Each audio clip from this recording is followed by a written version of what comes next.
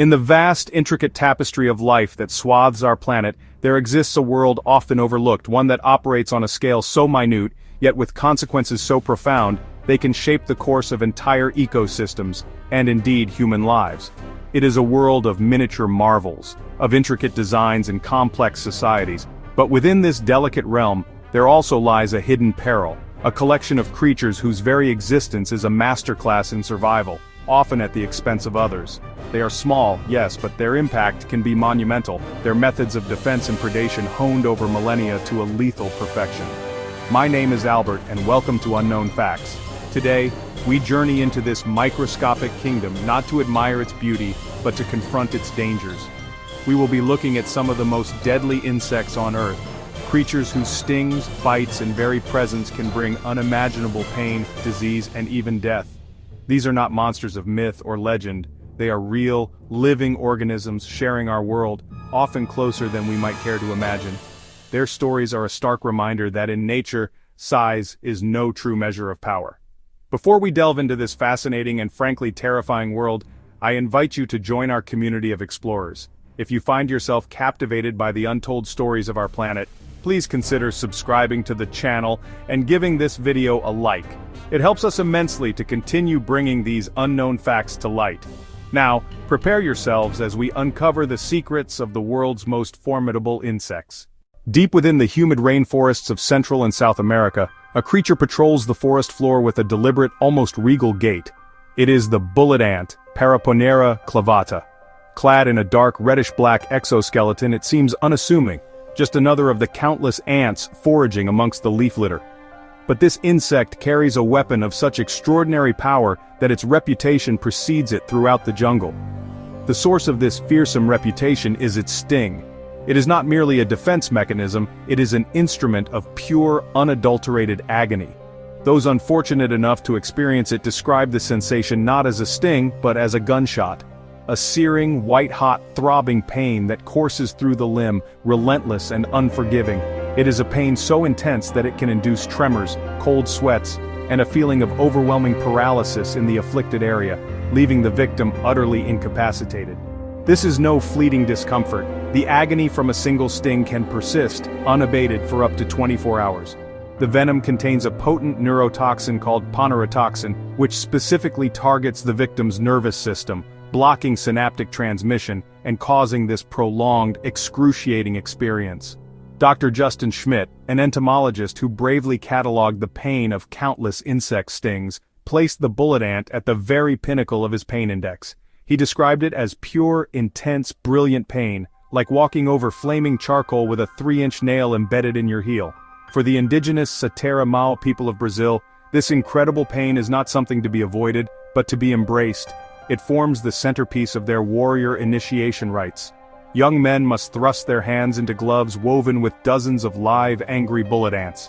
They must endure this torment for 10 minutes, a silent testament to their strength and resilience, and repeat this harrowing ritual up to 20 times over several months. The hand swells, becomes paralyzed, and shakes uncontrollably for days. It is a profound act of courage, transforming an insect's defensive weapon into a cultural symbol of manhood and endurance.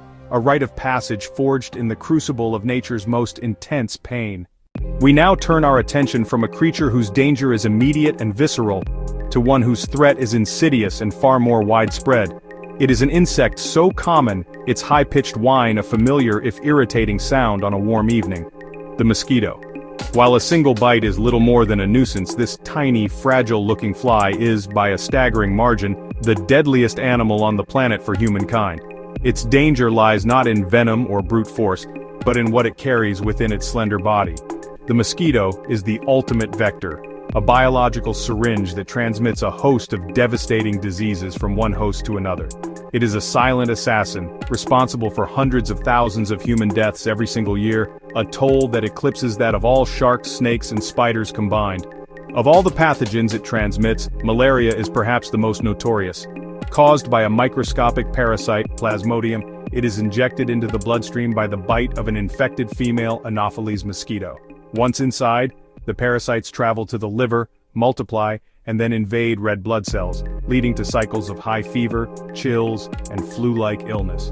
If left untreated, severe malaria can lead to organ failure, coma, and death, particularly in young children and pregnant women. The scale of the malaria epidemic is difficult to comprehend. Hundreds of millions of cases occur annually, primarily in sub-Saharan Africa. It is a disease of poverty, trapping communities in a cycle of illness and economic hardship. Other species, like Aedes aegypti, are responsible for spreading a different suite of debilitating viruses. Dengue fever, often called breakbone fever for the severe joint and muscle pain it causes, infects tens of millions each year. The fight against the mosquito is one of humanity's longest and most challenging public health battles. It involves everything from insecticide-treated bed nets and indoor spraying, to the development of vaccines and genetically modified mosquitoes that are unable to transmit disease. Across the great savannas and woodlands of sub-Saharan Africa, another flying menace casts a long shadow. It is the tsetse fly. Larger and more robust than a common housefly, with a distinctive scissor-like way of folding its wings when at rest, this insect is a formidable biter. Its proboscis is a hardened, piercing tool designed to draw blood from mammals, including humans and crucially their livestock. Like the mosquito, the tsetse fly's true danger lies in the microscopic passenger it carries. It is the sole vector for trypanosomes, single-celled parasites that cause a disease known as African trypanosomiasis, or more commonly, sleeping sickness. This name, while evocative, belies the truly devastating nature of the illness it describes. When an infected tsetse fly bites a human, it injects the trypanosomes into the bloodstream. The initial stage of the disease is marked by fever, headaches, joint pains, and swollen lymph nodes. If it is not treated at this point, the parasites will eventually cross the blood-brain barrier and invade the central nervous system, heralding the beginning of the second neurological phase of the illness. This is where the name sleeping sickness originates. The patient's sleep-wake cycle becomes completely disrupted. They experience confusion, poor coordination, and profound personality changes. As the disease progresses, they fall into periods of slumber during the day that grow longer and deeper, while suffering from insomnia at night. Without treatment, this inevitably leads to coma and death.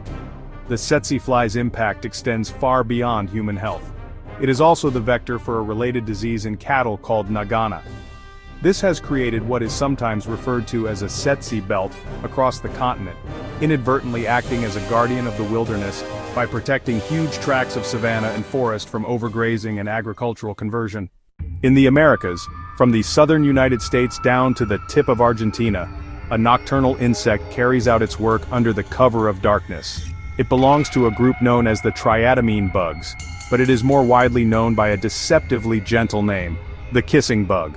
This name comes from its unsettling habit of biting sleeping humans on the face, often near the lips or eyes where the skin is thinner. This insect is not merely a pest, it is the vector for a silent and chronic illness called Chagas disease. The method of transmission is as peculiar as it is unhygienic. The bug bites its victim and while feeding it defecates on the person's skin. The parasites are not in the saliva, but in the feces. The bite itself is often painless and goes unnoticed, but it can be itchy. When the sleeping person instinctively scratches the bite, they unwittingly rub the parasite-laden feces into the open wound or into mucous membranes like the eyes or mouth. It is a subtle, almost treacherous act, a contamination that occurs in the quietest moments of the night. The initial acute phase of Chagas disease can be mild or even asymptomatic. Symptoms might include fever, fatigue, and swelling at the site of the bite, known as a Ramana's sign if it occurs on the eyelid. Because these symptoms are non-specific, the infection often goes undiagnosed and the parasites establish a permanent hidden presence within the body, beginning a long, slow assault on the host's internal organs. This is the chronic phase, which can develop decades after the initial infection. The parasites primarily target the heart and digestive system. Over many years they cause a gradual, progressive destruction of muscle tissue, leading to life-threatening cardiac complications. Millions of people across the Americas are estimated to be living with Chagas, many of them completely unaware of the ticking time bomb within their bodies. From the temperate and tropical forests of East Asia comes a sound that inspires primal fear. A low, guttural buzzing, like a miniature engine of war. It is the sound of the Asian giant hornet, Vespa mandarinia. This is, unequivocally, the world's largest hornet, A queen can grow to over 2 inches in length with a wingspan of 3 inches. It is an apex predator of the insect world, a flying tiger whose size, power, and aggression make it a truly formidable creature. The most immediate danger posed by this hornet is its sting. The stinger itself is nearly 1/4 of an inch long, capable of penetrating thick clothing and even the protective suits worn by beekeepers. Unlike a honeybee, the Asian giant hornet can sting multiple times, injecting a large volume of potent venom with each strike. The venom is a complex cocktail of chemicals, including a powerful neurotoxin, mandarotoxin, which can be lethal to humans. The pain of a single sting is excruciating, described by victims as feeling like a hot nail being driven into their flesh. But the true danger comes from multiple stings. In Japan, these hornets are responsible for an average of 30 to 50 human deaths each year. However, the threat to humans, while terrifying, pales in comparison to the danger they pose to another vital insect, the European honeybee. Honeybees, having not evolved alongside this formidable predator, have no effective defense against it. A small scouting party of just a few dozen giant hornets can locate a honeybee hive and systematically annihilate it in a matter of hours. The attack is a brutal spectacle. The hornets enter what is known as a slaughter phase. They patrol the entrance of the hive, decapitating the defending worker bees with their powerful mandibles one by one. Their size and armor make them virtually impervious to the bees' stings. They are relentless, efficient killing machines. Interestingly, the native Japanese honeybee has evolved a remarkable defense strategy. When a giant hornet scout approaches their hive, hundreds of bees swarm the hornet, forming a tight ball around it. They vibrate their flight muscles furiously, literally cooking the hornet to death. Across the floors of the African and Asian rainforests, the ground itself can sometimes appear to be moving. It is not an illusion. It is a colony of driver ants, or siafu, on the march. These are not ants that build permanent nests, but are instead nomadic, a living, breathing entity that flows through the jungle in search of food. A single colony can contain up to 20 million individuals, forming a column that can be over 100 meters long. The sheer scale of a driver ant colony is what makes it so dangerous. This is not about a single sting or bite, but about the overwhelming force of millions. They are a superorganism, operating with a single, unified purpose, to find and consume anything in their path. Their columns are highly organized, with smaller worker ants in the center, flanked by the much larger soldier ants. These soldier ants are formidable, with massive heads and enormous sickle-shaped mandibles that are disproportionately large for their bodies. Their bite is incredibly powerful. The mandibles lock into flesh with such force that they can be difficult to remove. In some parts of Africa, they are used as natural emergency sutures. While they primarily prey on other insects, earthworms, and small invertebrates, the sheer mass of a foraging swarm can overwhelm much larger animals. Anything that is sick, injured, or simply too slow to get out of their way is at risk. The swarm does not hunt with venom. It kills by 1,000 cuts and by asphyxiation. The ants pour into the mouth and nostrils of their victim, blocking the airways, while countless others bite and tear at the flesh.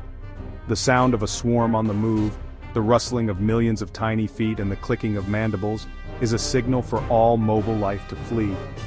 For humans, a direct encounter is painful and frightening, but the true danger comes if a swarm decides to raid a home, particularly at night. Our final insect is perhaps the most psychologically disturbing of all.